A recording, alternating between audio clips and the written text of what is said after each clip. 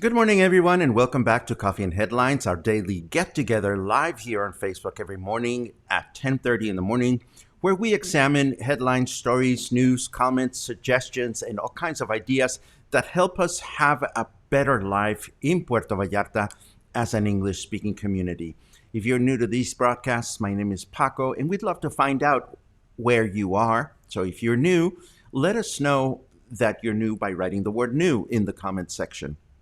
How many times can you say the word new in 1 minute? I guess I'm getting to a record there. For the rest of us, it's always nice to gather around for about half an hour or so every morning with people that we're getting to know, with friends that we're getting to know better and better as time goes by. We all try to figure out what is going on in our city so that we can figure out what to do each day and how to handle the pandemic and how to handle things that are open and closed and so forth and so on. So this is what we do every morning. And then after the show is over, we gather all the information we collect into what we call the show notes. My friendly assistant, Luna, is the one who takes care of that. And then we share those show notes with everyone.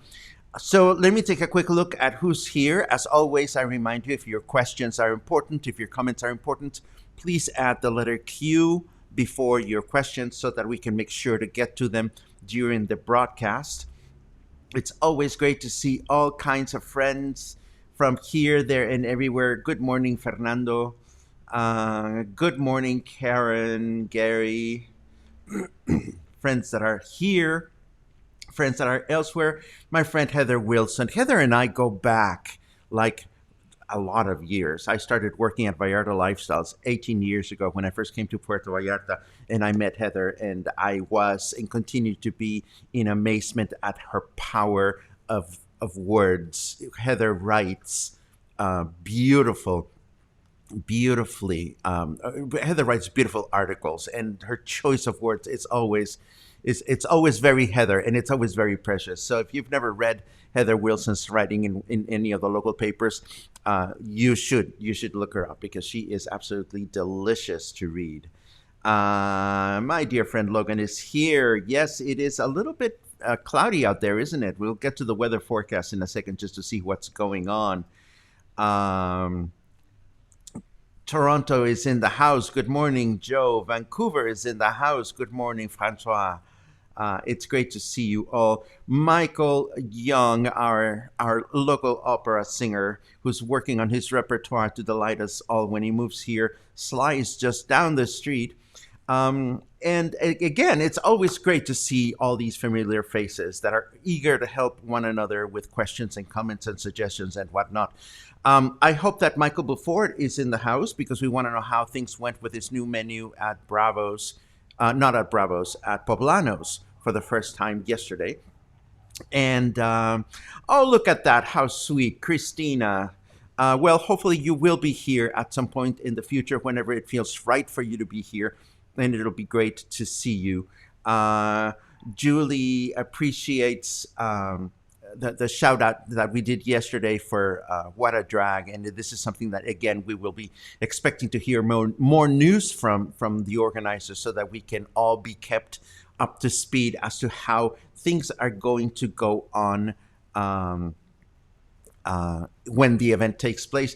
And yes, Heather is correct. I forgot to mention how sexy Heather is. She is absolutely voluptuous, shall I say. But enough of that. We have great news. We have thought-provoking news. We have interesting news.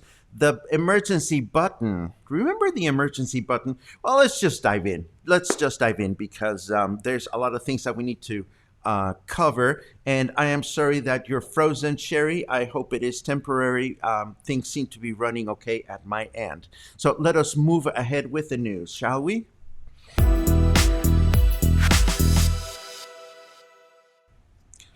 So we are all familiar with these charts that we get from our governor every Sunday as to how the state of Jalisco is doing.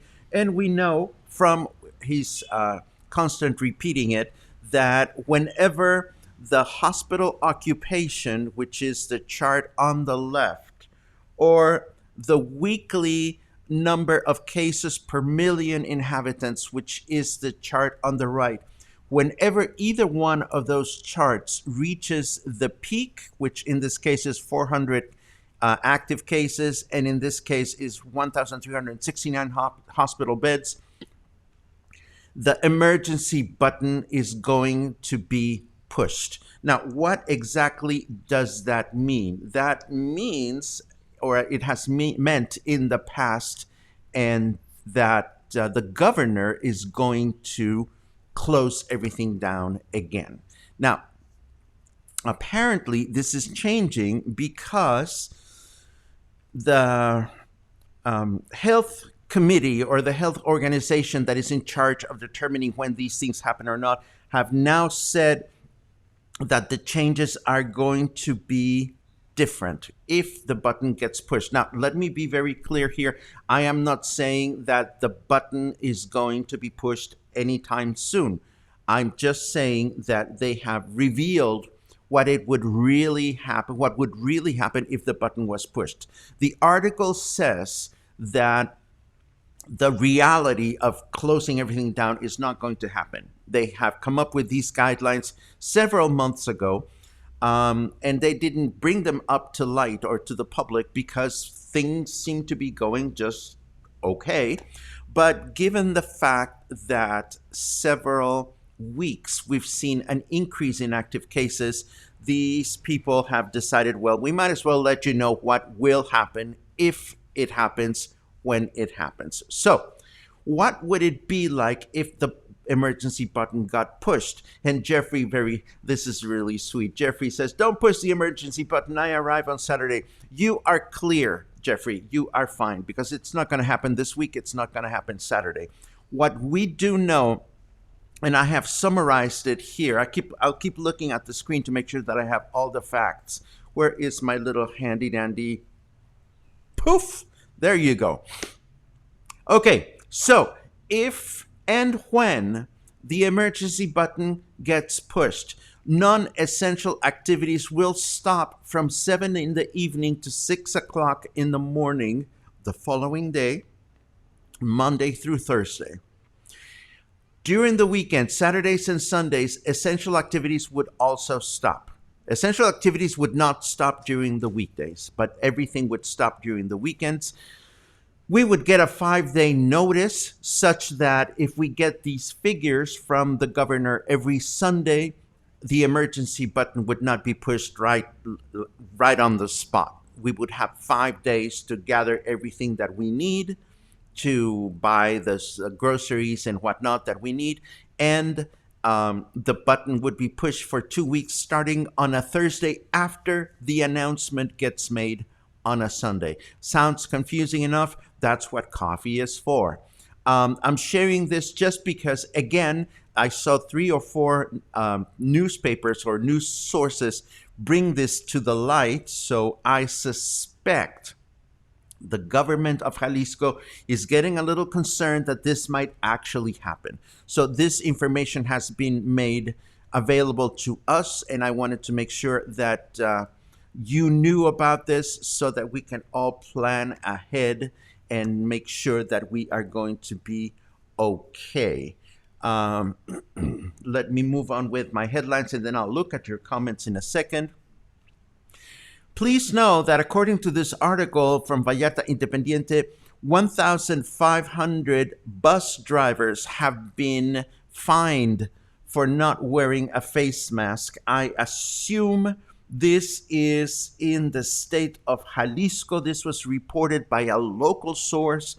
The article does not specify um, if this is nationwide or statewide, but it is comforting to know that the authorities are doing something to ensure that drivers of public buses are doing what they are supposed to be doing when they're driving their buses.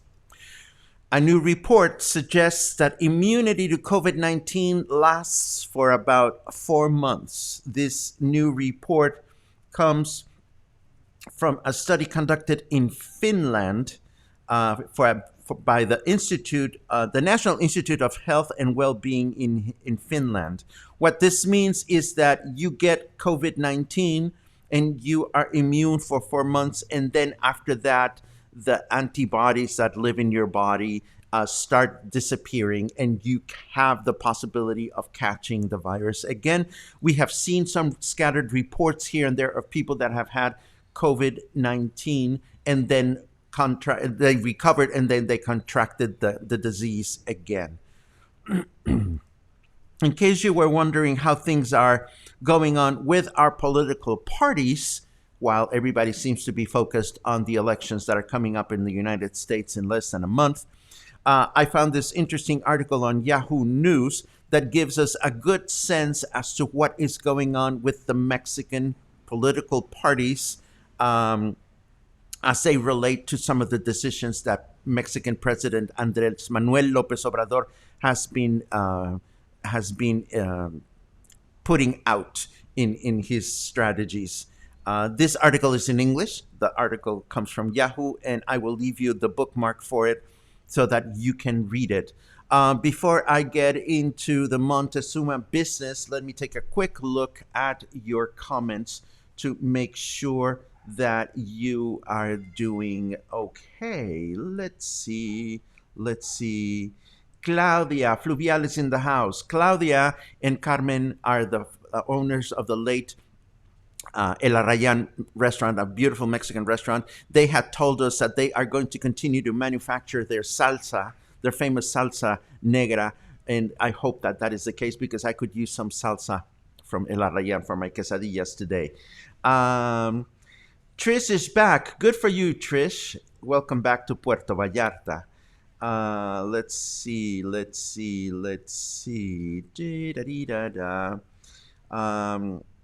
Yes, fingers crossed. Absolutely, Elvin. Well, the thing is, Elvin, we are all trying to do what's best for us and what's best for our communities by following the guidelines, wearing a face mask, being safely distant from other people. Although other people or some people out there are not getting the message, unfortunately. Jeannie thinks it's a reasonable plan. We hope we don't need it. Absolutely. Raymond asks, what happens on Fridays? I think that's lovely. What happens on Fridays? I don't know what happens on Fridays, Raymond. We go to your bakery and buy lots of bread. That's what happens on Fridays. Question from Suzanne. Will airport be closed if they push the emergency button? I doubt that. I doubt that very much, Suzanne, because I have no reason to explain. I have no explanation of why I doubt it, but I seriously doubted that they would close down the airport. Cristina says she had COVID in July and was tested for antibodies. The results were negative. Boom, pam, pam, pim, pam, pam. Yes, Morena party started, and it was the AMLO. It was a party that AMLO started, but there seems to be now some divisions and some there's turmoil in the Mexican political parties. That's for sure. Bev says this is not good news. People need to stay home and wear a mask. We want to return to BB. Well, we've been repeating this on, and we continue to hope that our community and our friends will convey this to other people in the most gentle way we can, so that we can, continue to reactivate our economy properly. Rita asks for information on insurance agents. This came from yesterday or the day before. Rita, if you want to look at the video on Facebook, you can scroll through the comments on the video on Facebook, and you can look at some of those suggestions if you miss them. Um, let's see. Da, da, da, da, da, da. I think this is about insurance. Brett Lamar seems to be the unanimous go-to guy. Yes. Pam, padim, pam, pam, pam, pam. Okay, I'm pretty much there, caught up with you. So let me continue with the business of the headpiece. Paul Christ, please pay attention because this has something to do with a fabulous head gown. Take a look at this. This is a replica of a fabulous feathered head gown that was allegedly worn by Moctezuma. Why he is called Montezuma in English with an N is a mystery to me. His name is Moctezuma with a C, as in coffee. Moctezuma. And apparently the original version of this lives in Europe. It is in Vienna, I believe, and as we know, the wife of our president, Beatriz Gutierrez, has been traveling through Europe, making stops at different countries, and one of the places where she has stopped has been in Austria, because she's hoping that the Austrian government will return the original headpiece to Mexico, and it seems this is not going to happen. And it also seems that this has been going on for quite a few years, that the Mexican government is trying to get this very important archaeological piece back to our country. The fact of the matter is that the government of Austria argues that it is in a very delicate state and it cannot travel. If it travels, it will disintegrate. The reason our president wants it back in our country seems to have to do with this enormous independence foundation of Tenochtitlan celebration that will take place during 2021.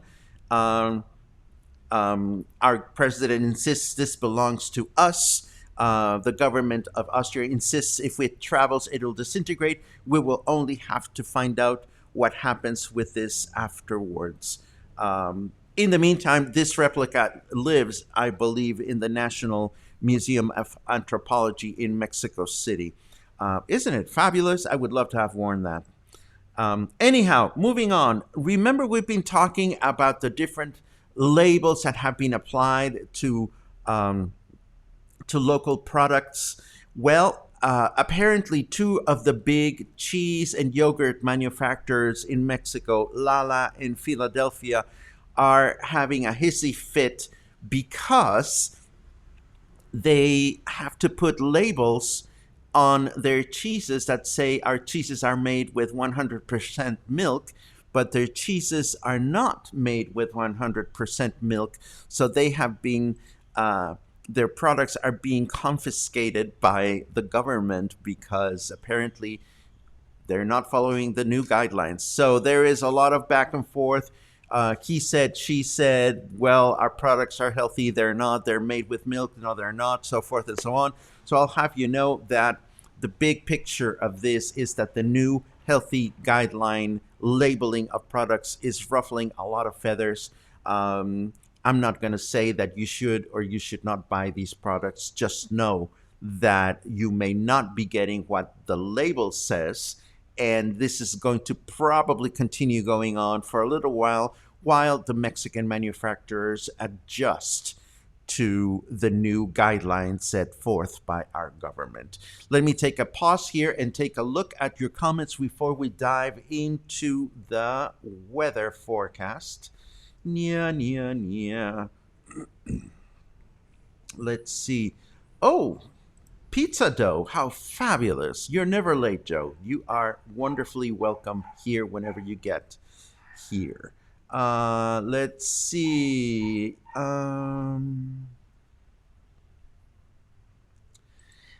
Yes, this is true, Maury. Unfortunately, one of the criticisms that our local government has received is that they are not doing much of anything to enforce anything. And in fact, our governor has insisted that municipal leaders and municipal governments also, tighten up their grip on enforcing the guidelines. And it is unfortunate that it is not happening as much as it should be happening. Alphonse is clear to clarify that airport can only be closed by the federal government because it is a federal operation. Thank you very much for that, Alphonse. Is there a site on the computer that advises where the flu shots will be available, or do they just open up at places randomly with no notice?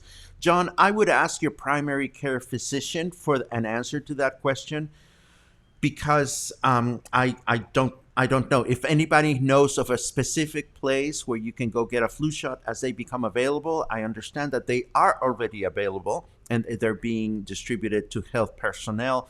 But the government said that starting tomorrow on the 15th, the flu shots would be available to the general public. Let's see. Nice. Michael thinks that I would look fabulous in that headdress. I think you would too. uh, Lala in Philadelphia, not real cheese. Where is the Velveeta? Well, of course, Velveeta is not real cheese. And you see, that's the thing. These labels are making things confusing. You and I, Sean, may know that Velveeta is not real cheese, but there are a lot of people that may be buying Velveeta and in Philadelphia thinking that it is real cheese. I mean, don't assume that everybody is aware of these facts. I am sure that some people are going to be shocked with the outcome. Anyhow, I'm going to move on to the weather because I'm all caught up with your comments. Let's go.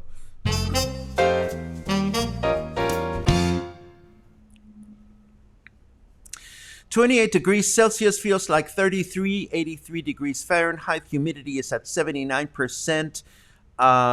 We see a very slim chance of precipitation right now. Carrot Weather tells us that my sources tell me the new iPhones come with powerful 5G antennas that can transmit coronavirus faster than any other device. What do you know? That is smart. The forecast says that it's going to be humid and partly cloudy for today, hump day. The same thing for tomorrow and the same thing for Friday. So hopefully things are getting slightly cooler as each day goes by.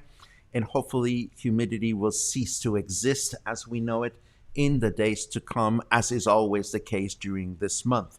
Moving on with some leisurely headlines, we start with something that is absolutely sad to read.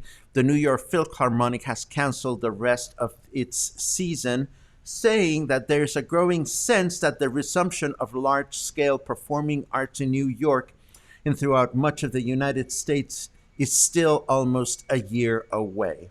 What this tells us is that concerts at the Metropolitan, at the New York Philharmonic will not resume until September of next year. This is very, very sad, but this is a reality check and an indication of what seems to be going on in New York City, and we can pretty much assume that any other large-scale city with performing arts will probably end up making similar decisions. We'll have to wait and see how these decisions are handled in Mexico and in particular in Guadalajara and of course here in Puerto Vallarta. I want to introduce you to this nice man. Speaking of Apple's iPhones, yesterday was the release of Apple's new iPhones. They were absolutely beautiful to look at, and one of the things that was showcased was their ability there. Every time they increase their ability to capture better photographs and better video. And you're looking at Mexican cinematographer Emmanuel Lubezki. He is a renowned cinematographer. We know that cinematographers work hand in hand with film directors. Film directors have the vision, but it is the cinematographer who has the responsibility to create the actual film, to translate the vision of the director into a picture, a moving picture, of course. And of course, Apple chose to give an iPhone of the new generation to Emmanuel Lubezki so that he would try it out. And he is a renowned cinematographer. He's worked with Mike Nichols, Tim Burton, Terrence Malick, among others. He has received 8 Academy Award nominations for Best Cinematography, and he's won the award in 3 consecutive years for Gravity, Birdman, and The Revenant in 2013 to 2015, respectively. And I will leave you a link to the short film that he produced only using an iPhone. And one of the statements that he made was, there are new upcoming film directors out there that are already creating amazing films just using their handheld devices. So this should be very inspiring to watch. I've seen the short, of course, and I am sure that you're going to enjoy it as well.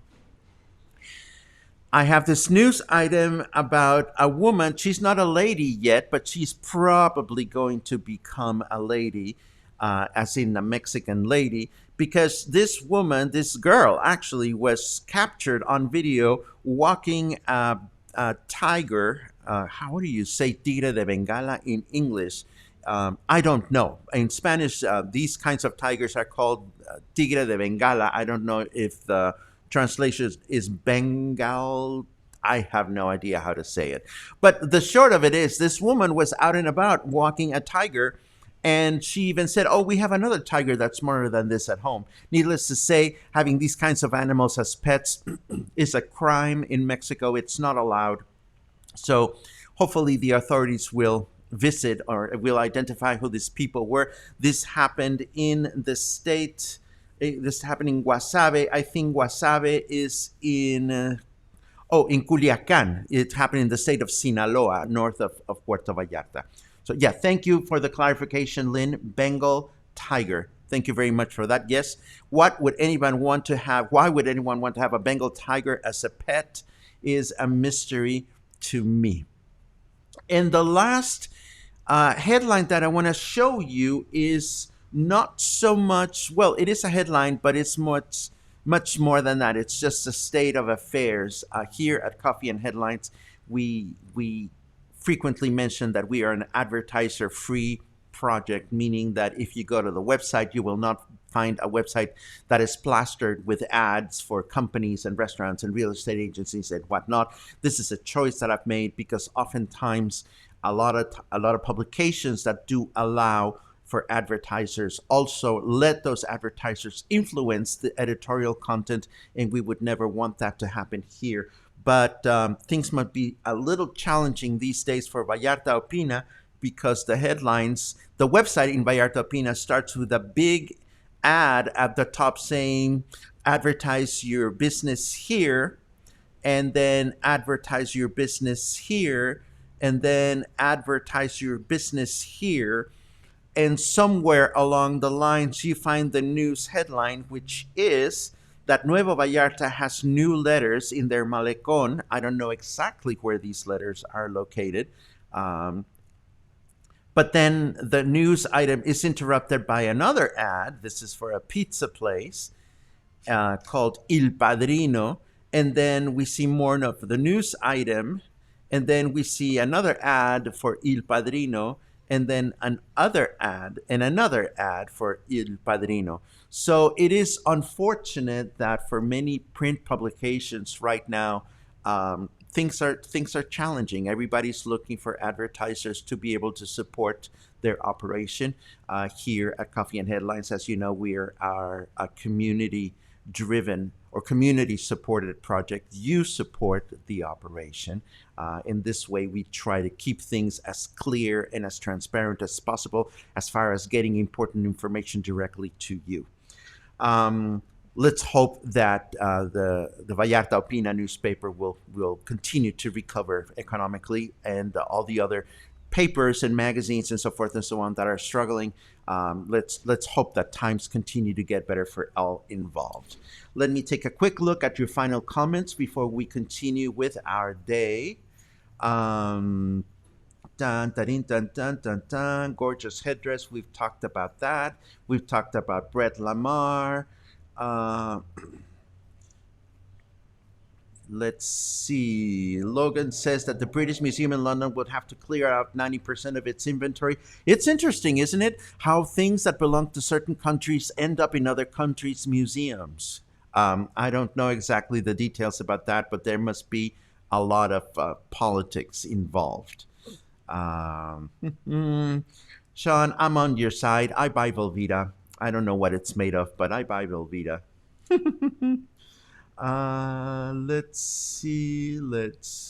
Let's see. No more important questions, just comments back and forth from you. So let us wrap things up right here. I want to thank you, as always, for joining me these mornings. They mean a lot to me, and it's always wonderful to be able to share news and items that help us connect with our community. Please keep your questions coming. Please keep talking about coffee and headlines wherever you go. It is always appreciated. And if you haven't considered becoming a member, please consider becoming a member. Every now and then we put out special content that is only for members and so forth. So it is something that we are very, very, very grateful for. Lynn sneaks in a last minute question saying, can you post on show note contacts for OV Food Bank, Granny's Foundation, etc.? I don't know who OV Food Bank is. I don't know who Granny's Foundation is. If I knew what those were, I would be happy to share those with you. Again, we rely on these organizations to let us know that they exist and that they're doing this, that, and the other. So hopefully these organizations will send us information about their projects so that we can share them with the community. Between then and now, I wish you a wonderful day today. Happy Hump Day. And I hope to see you again soon. Have a great day.